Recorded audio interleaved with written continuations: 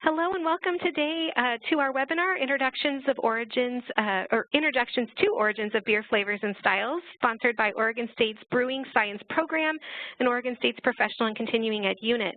I'm Melanie Mitchell, the Director of Professional and Continuing Ed, and at PACE we engage the community and in partnership with the colleges through educational opportunities for both personal enrichment and professional development through quality, convenient, affordable, and flexible courses. We are in partnership and these partnerships provide amazing opportunities for professional and continuing ed for those to advance their careers and foster their own personal or professional development. We are committed to bringing the best of Oregon State University to people of all ages and industries, and we're proud to be partnering with Tom Shellhammer, Northwestern Professor of Fermentation Science and in the Department of Food Science and Technology to do that. So thanks, Tom, for being here. Thanks, Melanie. It's nice to be able to talk about this class that we call, briefly, Origins. So let me tell you a little about who's teaching this class and then what's involved in the class and what kind of experience you'd have if you come down to OSU and participate in this two-day course. So myself and Jeff Clausen are the two co-instructors of this course. I've been at OSU for about 15 years. I'm the Northwestern Professor of Fermentation Science, and I lead the teaching, research, and brewing efforts within the Department of Food Science and Technology. My lab, from a research perspective, focuses very much on beer flavor, on hops and hop flavor, and a lot of the work that I do involves sensory analysis, so I find this topic very, very interesting. Jeff's been at OSU over 20 years and got his start working in Mina McDaniel's lab, who was a sensory scientist. So he has a very deep set of roots in sensory. And in fact, at OSU, he teaches all of our students within the brewing program about sensory evaluation of beer. He's also the OSU Pilot Research Brewing Manager, which means he's the person who teaches the hands-on aspects of making beer and leads all the efforts in the pilot plant around beer production for either research, teaching, or industrial outreach.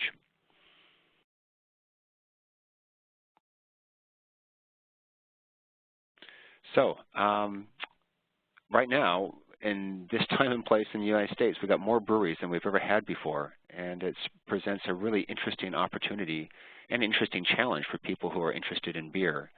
And we think, both Jeff and I, that really in order to understand how beer quality can be judged, you really need to know how each of the major ingredients contribute to flavor and how those ingredients can be processed to change flavor.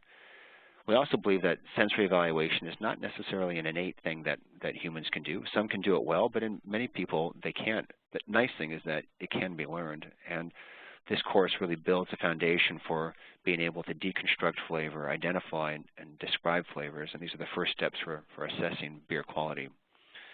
And the last thing is that to really have a true appreciation of the important beer styles, you need to understand that these styles originated in context to what was going on technologically or historically, or in context to the type of raw materials that either were available at a particular time or that are available as a brewer tries to create something interesting and unique. There's 4 ingredients that go into beer, and with these 4 ingredients we can create a whole broad range of different beer flavors and beer styles. And so a big portion of this course is understanding how water, malt, hops, and different microbiota create flavor. For instance, with malting, we focus on the transforming process that malting has on barley to create a whole range of different colors and flavors that really develop what some people call the soul of beer. With hops, we're interested in looking at how different hop varieties, their timing of addition, how the interplay of hop components with yeast create the different aromas that hops contribute to beer. And this is particularly important at this time because of the strong interest that consumers have for hop-forward beers, such as IPAs. And then we'll also spend time looking at yeast. And as I say here, yeast is really more than simply alcohol production. Yeast generate a whole range of fermentation-derived flavors. So we're going to look at how those are derived and how those contribute to overall beer flavor.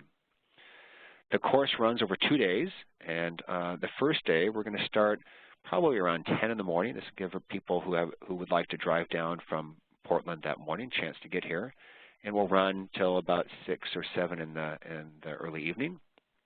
And the course will focus, to begin with, on understanding sensory evaluation, how as humans we sense taste, how we sense aromatic compounds, how we deal with both conscious and unconscious biases that influence our perception of foods. We'll explore basic tastes in beer and understand the difference between bitterness and sourness, and also focus a little bit on astringency.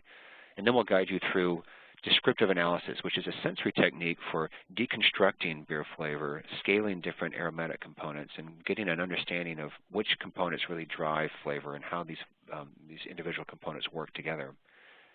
The second major portion of day one is focusing on malt, understanding how malting is carried out and how the malting process leads to different kinds of colors and flavors that are important for creating different beer styles. We'll evaluate a whole range of different malts. We'll evaluate wort made from those malts, and we'll evaluate a range of different malty beers. And part of this process is developing a lexicon that is a descriptive language around malt and malty beers. Day two is focused on hops and fermentation. So the first half focuses on hops. We'll teach you how to evaluate hops, much as a brewer would do when they do a hop selection. That is through a hand rub evaluation and visual assessment. We'll also look at the influence of hops on beer bitterness, and then even more importantly, the aromatic contributions of hops, and develop a lexicon for describing hop flavors in hoppy beers. With fermentation, we'll talk a bit about how fermentation is carried out in terms of an alcoholic fermentation, but we're really interested in the flavors that are derived from fermentation, both the good flavors and the funky flavors. When I talk about funky, I'm talking about flavors that might come from yeast like Brettanomyces. And we'll also look at sour beer production. This is using not just yeast, but also bacteria to create flavors. And finally, we'll focus on defects. So if you understand all the good things that can come from the different raw materials, we will also complement that with instances and aromas when things have gone wrong. Throughout these 2 days, we're going to evaluate a range of different beer styles, and here are 8 different groups of beer styles. And for instance, with malt-forward lagers, we're talking about lager beers such as Vienna lagers or Schwarzbiers. These are different types of lager beers that are very malt-forward. And we'll also look at hop-forward beers like pale ales and IPAs, and we'll look at sour beers and beers that really are driven by yeast-derived flavors, so such as American Hefeweizens versus German and Belgian wheat beers. Throughout the 2 days, we're helping you build a language to describe flavor, and to do that, we will provide a range of different aromatic standards. This picture on the upper right shows a turntable that has a range of these different vials with different aromatic compounds. So part of the sensory evaluation is being able to identify individual flavors within a matrix, and then the second part is being able to describe that. And using these reference standards, this is a great way to help people connect a language with an aroma that they're smelling. And through the style evaluation, we're going to be looking at anywhere from 50 to 60 different commercial beers for specific styles, for defects, for the influence of malt, and the influence of hops on beer flavor. So throughout these 2 days, you're going to be doing a lot of smelling and a lot of tasting of aroma standards and beers. What I'd like to do is just give you a quick snapshot as to kind of the level of the content that we're going to be using. So this is an example from the lectures on malt. So malt is derived was actually a process that transforms barley into this product that brewers use to create beer. And it's the process of controlled germination, that is controlled sprouting of individual barley kernels. And it's during that sprouting process that all kinds of changes occur in the plant that result in flavor precursors that express themselves during the kilning process. So it's a 3-step process that lasts about a week. This first process, the steeping process, is really about hydration of the grain, and the extent of hydration will determine the speed of germination.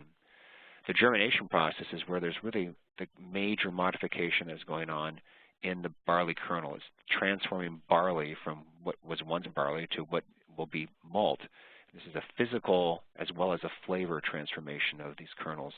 And the final stage is kilning, which is one part drying and another part just heating and roasting, creating flavors that much like you would find when you toast bread, and the time and temperature that exists in the kiln determines the level of color and flavor that is expressed by the barley.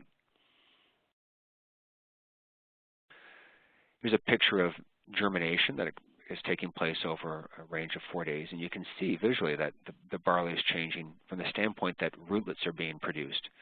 And as this barley germinates, there's chemical and biochemical changes that are occurring in the plant. The plant wants to grow, and the maltster who's producing malt is in the process of basically fooling the plant into thinking it's growing, getting it growing, and then kilning it and shutting everything down. And that final kilning step preserves the biochemical changes and also creates these interesting flavors that result in beers that you would recognize as amber ales or porters or stouts.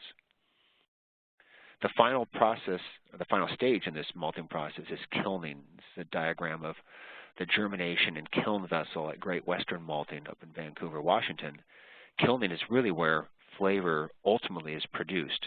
The precursors are developed during germination. The flavor production happens during kilning. And what we get out of the kiln are a range of different malts. And an example here is lager malt. This is the second malt in this line. This is the base malt that all beer is made from. It's low in color.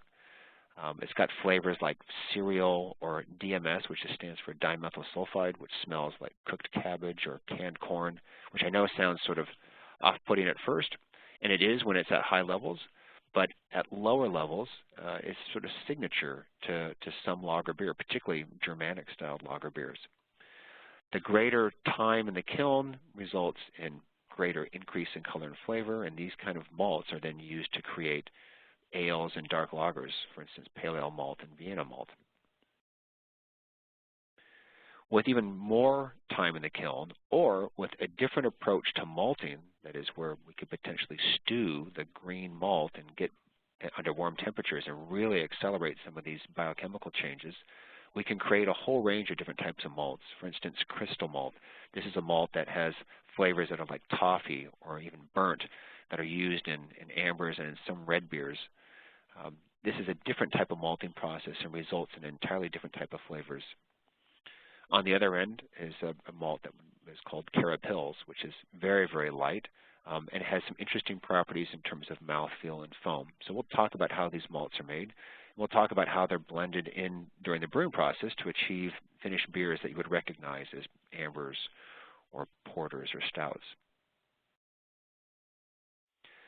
So Melanie, I'm going to hand this back to you, and you can talk about some of the kind of the overall package of beer-related courses that PACE offers. Great. Thank you so much, Tom. On behalf of our team here at PACE, we want to thank you for your time and sharing your knowledge of the origins of beer styles and flavors. We're really excited about this course that begins Friday, October 21st and runs through Saturday, October 22nd here at the Oregon State Campus in Corvallis at the Pirate Brewery and Lab. We're really excited about this workshop and this bringing the sensory-based learning experience to open to the public. As Tom had shared, you're going to be guided through that brewing process and exposed to the raw materials all the way to a finished beer, engaged with over 100 aromas of flavors and standards and ingredients, and be able to evaluate over about 30 commercial beers and different styles. This course is really essential for anybody designing beers or working in the industry who needs a strong foundation in origins of beer flavor. Throughout the 2 days, Tom, do you want to talk a little bit about your schedule, your start and end times for each day so that people know what to expect? Yeah, so we're going to start on Friday the 21st, mid-morning. This allows people who might be traveling down from Portland an opportunity to come here that morning. And that will run, the course will run until between 6 and 7 that evening. And then on Saturday morning, we'll start up around 8:30 or 9, and we'll run till about 4 o'clock. Great. Yeah, and for our webinar today, we so appreciate you attending. We want to be able to offer you an exclusive 10% off discount. So we'll be sending out this recording as well as the discount voucher to when you go ahead and register for the course. You can go to our website to see more information about the course, download the syllabus, get more information. You can request or contact any of us here at PACE at Oregon State to learn more about the course.